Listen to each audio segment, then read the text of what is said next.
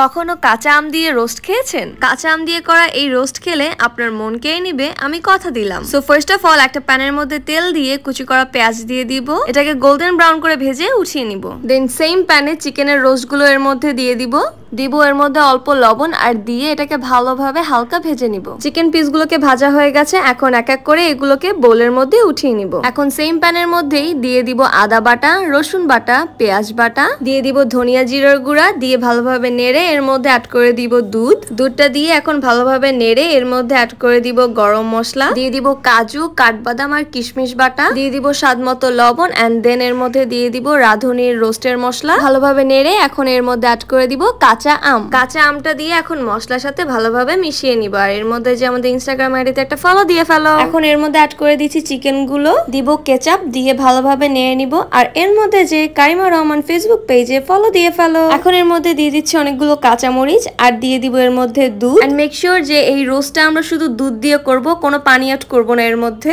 দুধ দিয়ে ভালোভাবে নেড়ে এখন এর মধ্যে দিয়ে দিব কিছুটা চিনি আর এর মধ্যে দিয়ে দিব আগে থেকে ভেজে রাখা পেঁয়াজ বেরেস্তা। আর এর মধ্যে আমাদের কারিমা রহমান ইউটিউব চ্যানেলটি তাড়াতাড়ি সাবস্ক্রাইব করে ফেলো। Last but not the least, এখন এর মধ্যে অ্যাড করে দিব আমরা ঘি। এখন ভালোভাবে মিশিয়ে নিলেই হয়ে যাবে আমাদের কাঁচা আমের চিকেন রোস্ট বানানো। সার্ভ করে দিচ্ছি কিছুটা বেরেস্তা আর গুঁড়া দুধ দিয়ে। And believe me guys, this is the best chicken roast ever.